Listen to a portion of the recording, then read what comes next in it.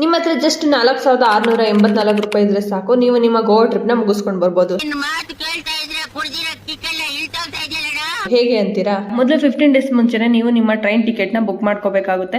ಹೋಗ್ತಾ ಬರ್ತಾ 2 ಸೇರಿಸಿ 828 ರೂಪಾಯಿ ಆಗುತ್ತೆ. ಈಗ ನಮ್ಮ ಬೆಂಗಳೂರು ಯಶವಂತಪುರ ರೈಲ್ವೆ ಸ್ಟೇಷನ್ ಗೆ ಹೋಗಿ ಅಲ್ಲಿ ನಿಮ್ಗೆ ಯಶವಂತಪುರ ಎಕ್ಸ್ಪ್ರೆಸ್ ಟ್ರೈನ್ 3 ಗಂಟೆ ಮಧ್ಯಾಹ್ನ 3 ಗಂಟೆಗೆ ಸಿಗುತ್ತೆ. ಈ train Tumakuru ದಾವಣಗೆರೆನ ಹಾದೋಗುತ್ತೆ.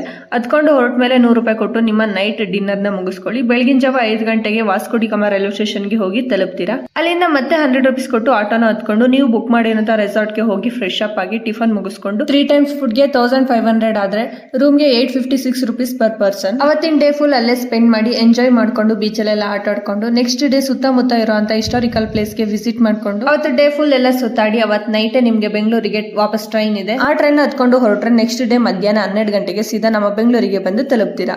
2 side train ticket 828 ರೂಪಾಯಿ with food 100 rupees. Total 2 days auto charge 400 rupees. ಹಾಗೆ ರೂಮ್ ಗೆ 856 ರೂಪೀಸ್. ಇಲ್ಲಿ ಎಲ್ಲಾ ಕಡೆನೂ ರೂಮ್ಸ್ ಕಡಿಮೆ ಪ್ರೈಸ್ ಗೆ ಸಿಗಲ್ಲ. ಬೀಚ್ ಗೆ ನಿಯರ್ ಇರೋಂತ ರೆಸಾರ್ಟ್ ಯಾವ್ದು ಕಡಿಮೆ ಪ್ರೈಸ್ ಗೆ ಇದೆ ಅಂತ ನೀವು ಒಂದ್ಸಲ ಚೆಕ್ ಮಾಡ್ಕೊಂಡು ನೋಡ್ಕೋಬೇಕಾಗುತ್ತೆ. ಇದ್ರ ಜೊತೆ 1500 ನಿಮ್ಮ ಫುಡ್ ಆದ್ರೆ ಹಾಗೆ 1000 ನಿಮ್ಮ ಖರ್ಚಿಗೆ ಅಂದ್ಕೊಂಡು ಟೋಟಲ್ 4684 ರೂಪಾಯಿ. ಇಷ್ಟರಲ್ಲಿ ನಿಮ್ಮ ಗೋವಾ ಟ್ರಿಪ್ ನ ಕಂಪ್ಲೀಟ್ ಮಾಡ್ಕೊಂಡು ಬರ್ಬೋದು. ನನಗೆ ಈ ಲಾಜಿಕ್ಕೇ ಗೊತ್ತಿರಲಿಲ್ಲ. ಇವಳು ಹೇಳ್ದಂಗೆ ಫಾಲೋ ಮಾಡಬೇಕು. ಈ ವಿಡಿಯೋ ನಿಮ್ಗೆ ಇಷ್ಟ ಆಗಿದ್ರೆ ಲೈಕ್ ಮಾಡಿ, ಹಾಗೆ ಗೋವಾ ಹೋಗ್ಬೇಕು ಅಂತೀರಾ ನಿಮ್ ಫ್ರೆಂಡ್ಗೆ ಈ ರೀಲ್ನ ಶೇರ್ ಮಾಡಿ.